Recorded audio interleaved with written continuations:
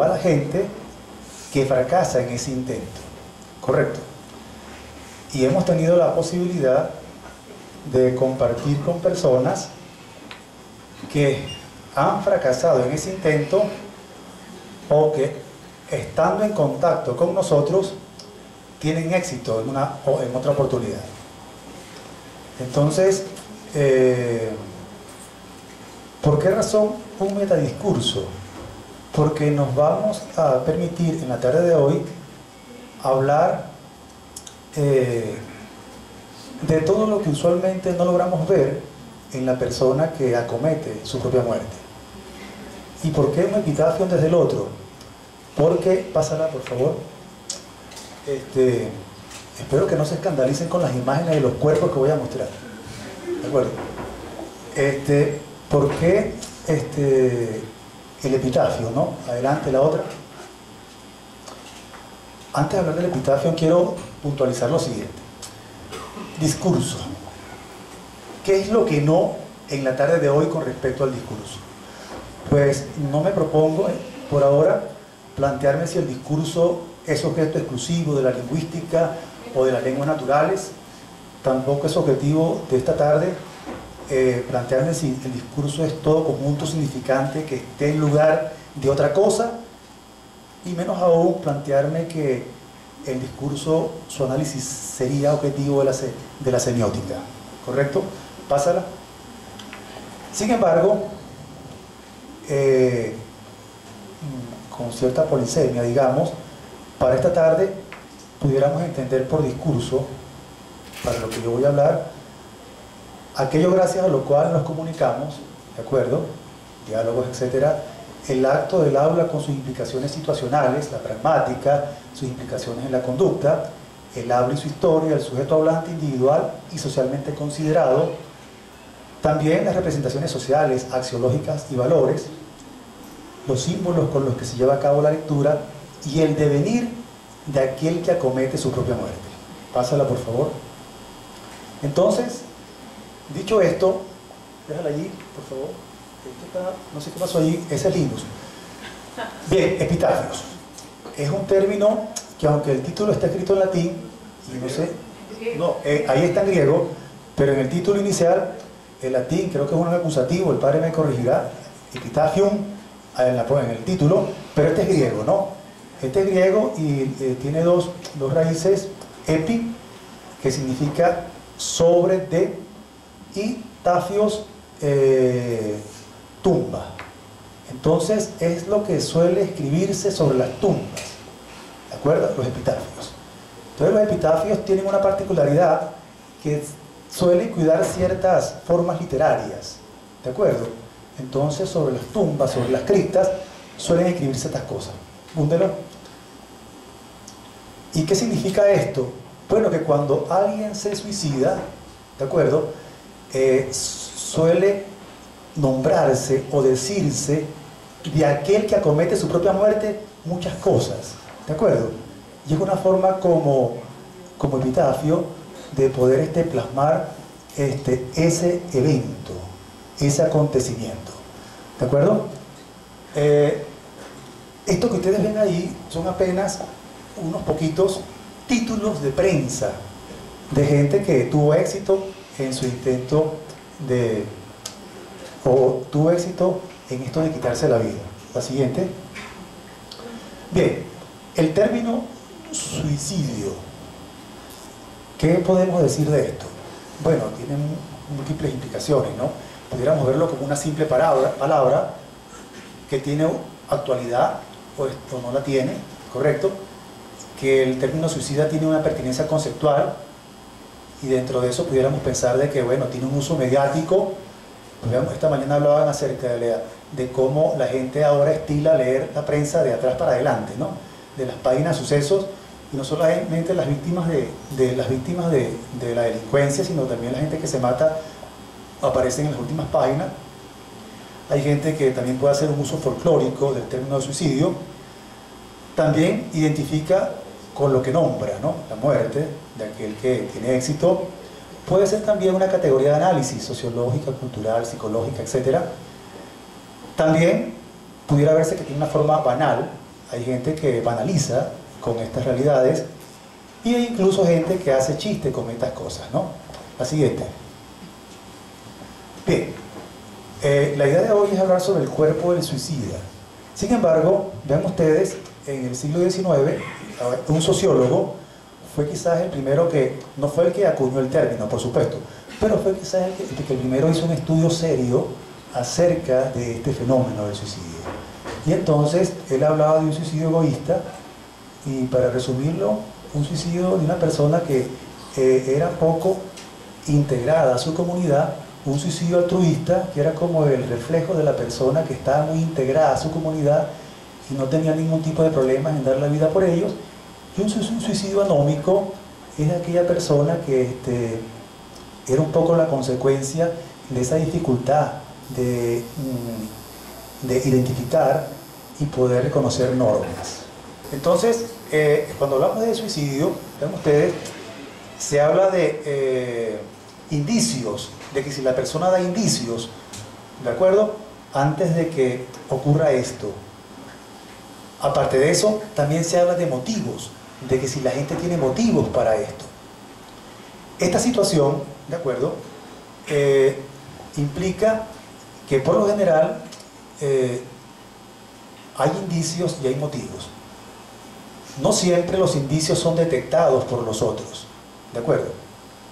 Y a veces los motivos no siempre son comprendidos. Pasa la otra. ¿Sigue? Ok. Entonces, la llamada condición suicida, pues el pretexto para poder conversar con ustedes en esta tarde. Síguela, por favor. Cuando hablamos de suicidio, simplemente tenemos presente que es la gente que logra quitarse la vida. Cuando hablamos de intento suicida, correcto, cuando hablamos de intento suicida, pudiéramos pensar que es el que ha fracasado en el intento primero, el intento de suicidio.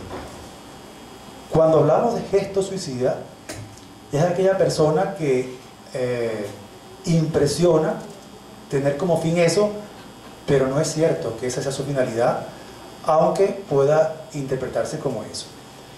Y para suicidio, que a pesar de que la literatura hace referencia a que el parasuicidio es un tipo de intento de suicidio, yo trato de entenderlo mejor como aquellas prácticas que producen dolor y te pueden colocar en riesgo, pero que de entrada no está la intención de quitarse la vida en esas prácticas, pero cuyo resultado pudiera ser eso. Sigue la otra, por favor. Bien, pero con fines de tener un denominador común, entonces tengamos presente los criterios operativos de un suicidio. Y lo primero que tenemos que tener presente es que es un acto con resultado letal, es la muerte. Es deliberadamente iniciado y realizado por el sujeto. El sujeto lo hace sabiendo o esperando el resultado letal, que es morirse. Y la muerte es un instrumento para obtener cambios deseables en la actividad consciente y en el medio social del individuo. Pásalo, por favor.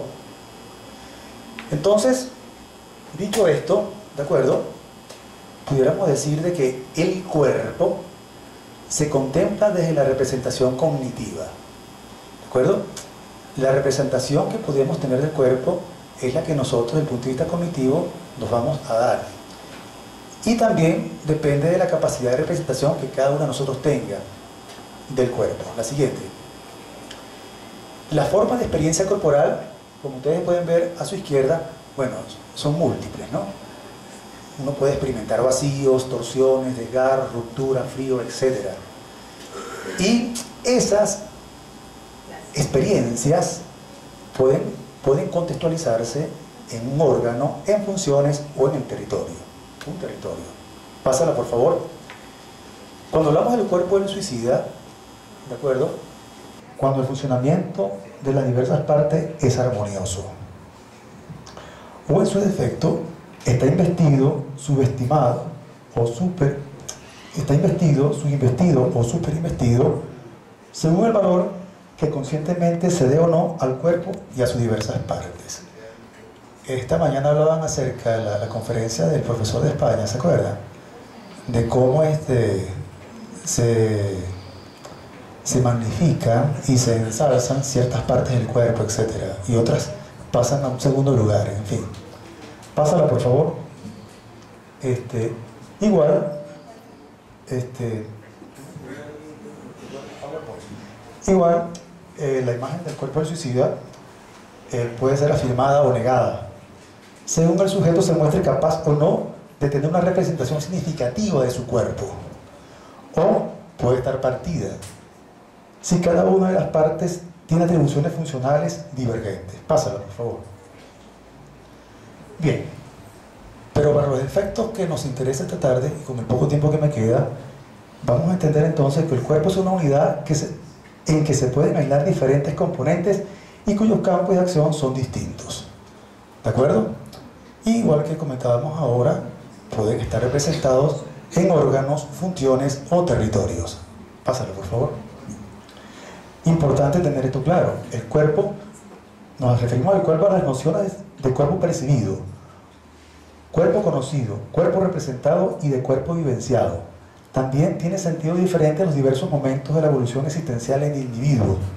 Por supuesto,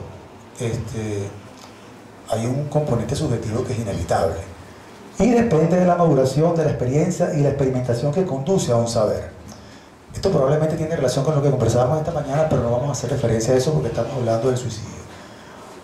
Entonces, descripción estructural del cuerpo del suicidio. Acuérdense ustedes que la representación, la vivencia o el conocimiento pasa por ese órgano central que es el cerebro. ¿De acuerdo? Entonces, en el cerebro, en el cerebro va a ser el punto de acopio de la entrada de información fundamentalmente visual. Me quedan 5 minutos. Ok. Y entonces esa información es la que permite establecer un mapa territorial. Este mapa territorial es el que permite poder establecer los límites del cuerpo y de las relaciones de proximidad entre sus partes, ¿de acuerdo? En el sujeto. Pásalo, por favor. Bien. El nivel de representación corporal es realizado fundamentalmente con la entrada de información visual y permite saber cuáles son los límites del cuerpo. Y parte del propio cuerpo y la del cuerpo de otras personas. Cuando hablamos de descripción estructural del cuerpo, es esta parte la que probablemente nos dé razón de por qué razón escogemos una parte del cuerpo para que sea la vía del viaje de la muerte. ¿De acuerdo? ¿Por qué razón yo decido ahorcarme? ¿Por qué razón? Independientemente de que busquemos un método cruento. ¿De acuerdo? Es esta nivel de representación corporal, la del sujeto, la que le va a permitir elegir el método. Pásala, por favor. Bien, entonces el cuerpo del suicida va a ser un mediador, un referente entre la manifestación de la voluntad y el resultado, que es su muerte. Y vamos a entender por manifestación de la voluntad la actividad externa del suicida. O sea, el acometer su propia muerte implica un cambio que es evidente. Esa manifestación de voluntad, que como ya dijera es la actividad externa del suicida, es consciente y referida a cierta representación como un motivo determinado, que es morir. Además, la exteriorización puede presentarse como un movimiento corporal o como una actividad del cuerpo, como inactividad del cuerpo. ¿Qué significa esto? Que en todo caso, lo que llamamos inactividad del cuerpo es una forma también de movimiento.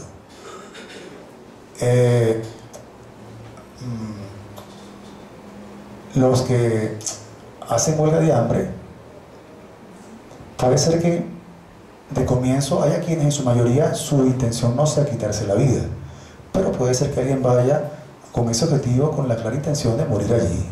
¿De acuerdo? Pásala, por favor. Entonces, cuando hablamos del cuerpo del suicida, vamos entonces a clarificar estos 3 momentos: la actividad, la acción y el resultado. ¿Qué significa actividad?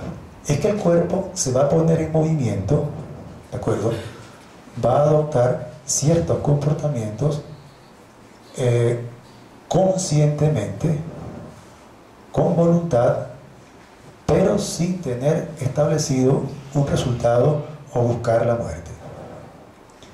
En la acción, la persona sí ya va a tener presente la voluntad y en su pensamiento va a estar considerado el resultado, que es, pásala por favor, que es el matarse. Entonces es muy interesante esto porque en la actividad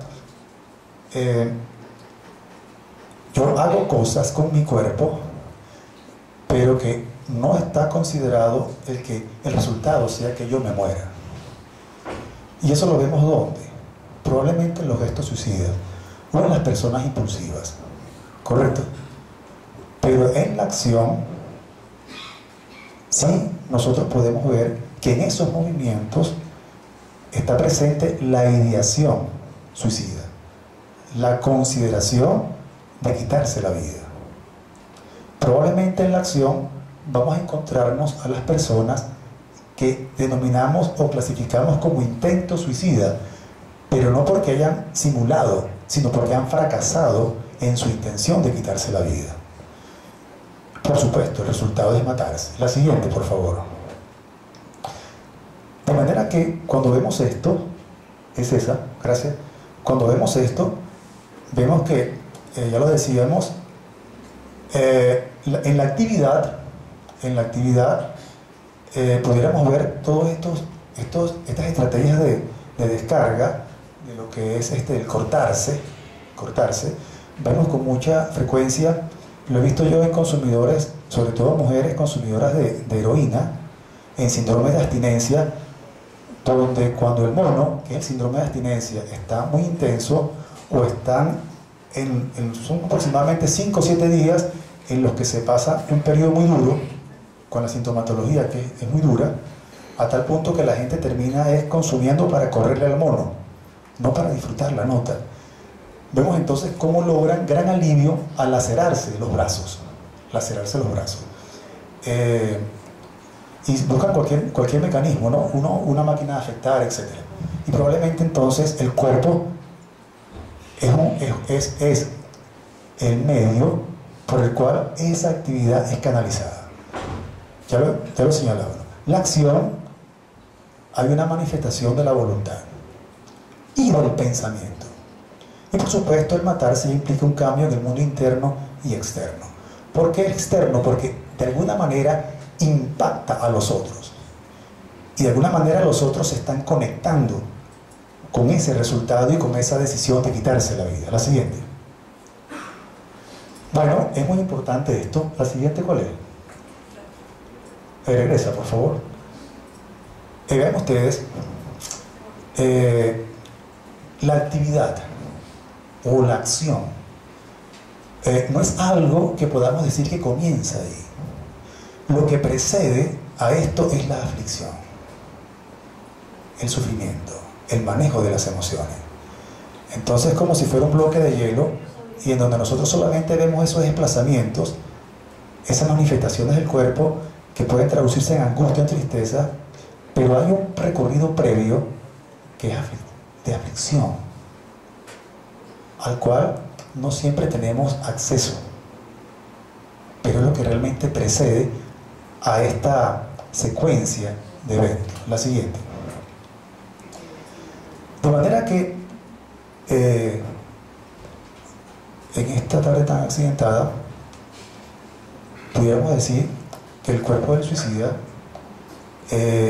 patentiza la experiencia del humano.